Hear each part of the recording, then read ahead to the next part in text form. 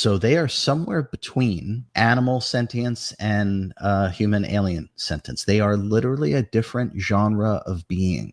First and foremost, RJ, let's kick this off with what is a narcissist? I'm not that familiar with narcissists, but it seems like within the spiritual community, there's a lot of talk about them. I am doing a class on a subject matter that I actually can't be specific about. But if we all remember a few years ago what went on, and a lot of people were forced into doing something that they didn't want to do, and now they don't feel so well from it, I'm going to be doing a class on how to remedy and detoxify yourself from that situation.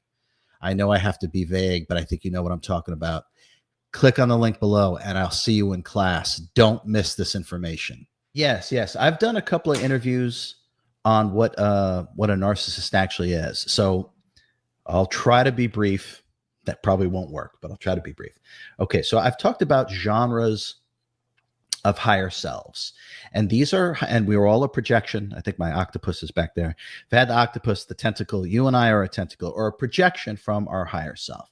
And there are 5 main higher selves. And there are higher selves that project rocks and minerals. There are higher selves that project plants and insects. There are higher selves that project animals. There are higher selves that project narcissists. And there are higher selves that project what we call humans and aliens.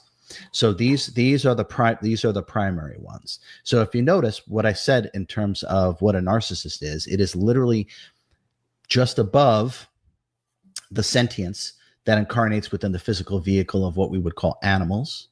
And it is just quote unquote below the physical vehicle that the sentience incarnates into or uses, human or alien.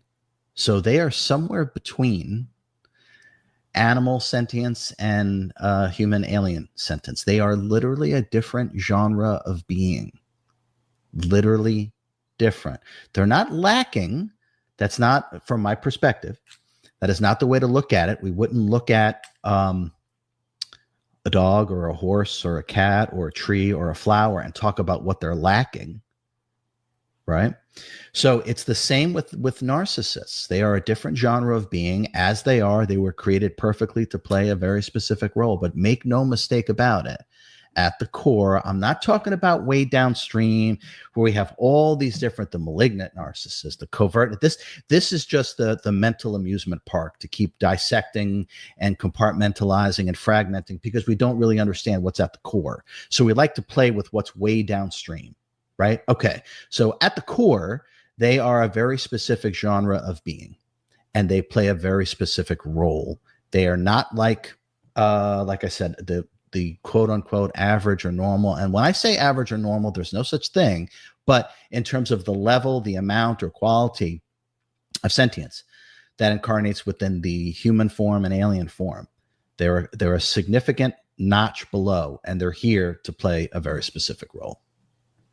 Okay, excellent. So within higher selves, right, RJ, I think you said that you have the ability to move up and down as you kind of like gain sentience, right? Is this kind of like the stage that they're at with regards to like their development, or? No, you're right. That's absolutely right. So the higher self, so where the higher self resides within the multiversal structure, and you can even think of it as a high-rise building if you want. So the ability to where you live within the high rise and your ability to move is based upon your level of sentience. So the more sentient or wise, loving, powerful the higher self is, that will be reflective of where it resides within the multiverse. And the more sentient it is, the higher floor within the high rise is where it resides. So the idea is always evolution, right? The multiverse is a multi-frequential, multidimensional hall of mirrors that is designed for self-mastery, which is to evolve with the greatest efficacy possible, which is what all my teachings and my existence is really about in all the different incarnations.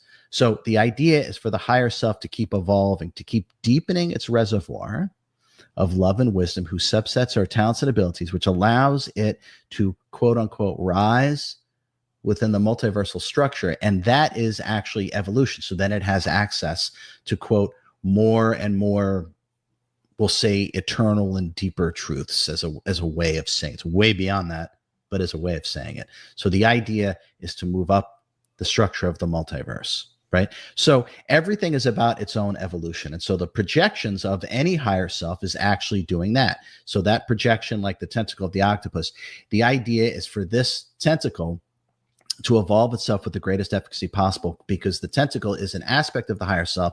And as that happens, the higher self is moving up the multiversal structure. So it's about that. Now, narcissists are different, and there's a massive phenomenon that is going on, and I'm going to talk about it in ways that I haven't talked about it in the class itself.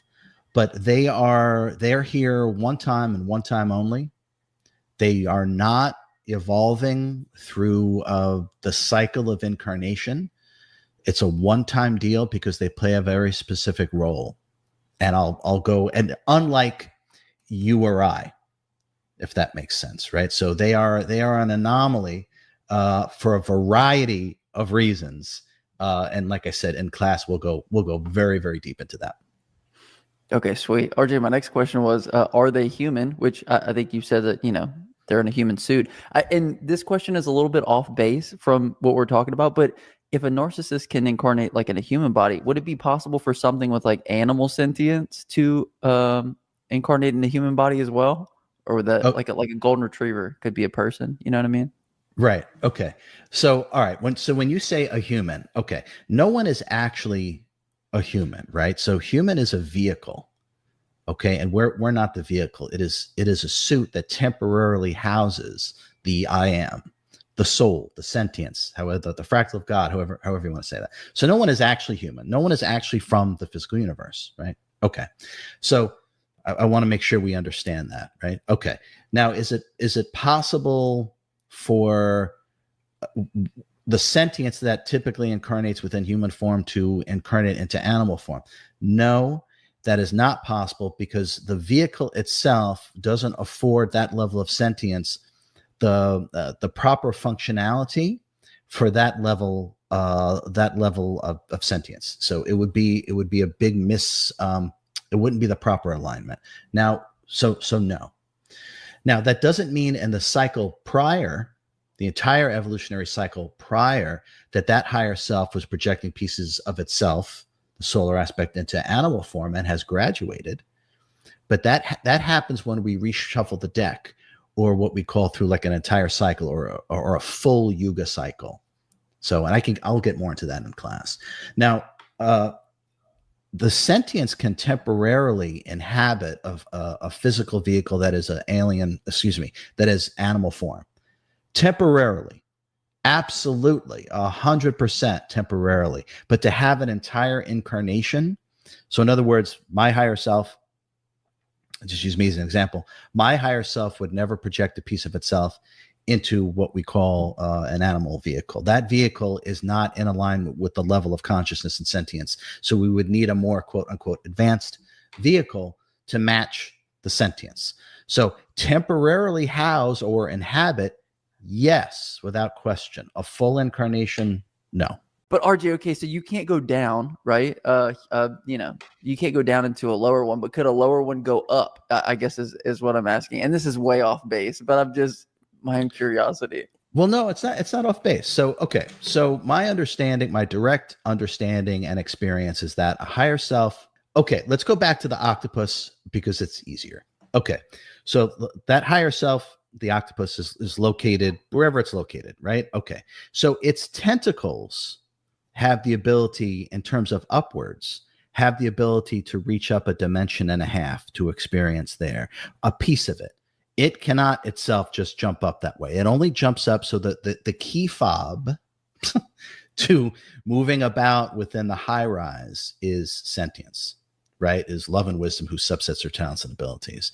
So the tentacle can move up about a dimension and a half. And depending upon where that is in the multiverse, that'll probably be about 36 frequencies and 18. So about 54 different frequencies, which would actually be completely separate realities, if you will. At that level, they're completely and utterly separate realities, separate universes is maybe how we would say it.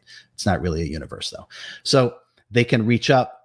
The downward, it's the same thing. So it can project pieces of itself as far down as it would like. But remember, and we've talked about this before, if that tentacle, if that piece gets so immersed and its energies get so infiltrated and mixed with the lower frequencies that aspect can get, I'll use the word sick, and have to be quarantined.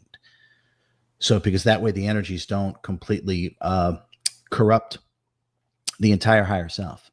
So the higher self can project all the way down, but it can only project about a dimension and a half up.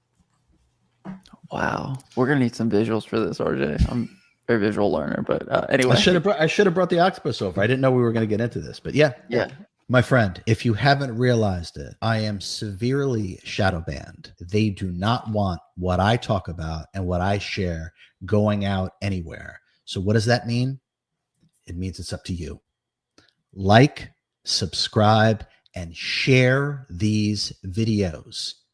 It is the only way the supreme high frequency is going to be disseminated everywhere. It's up to you.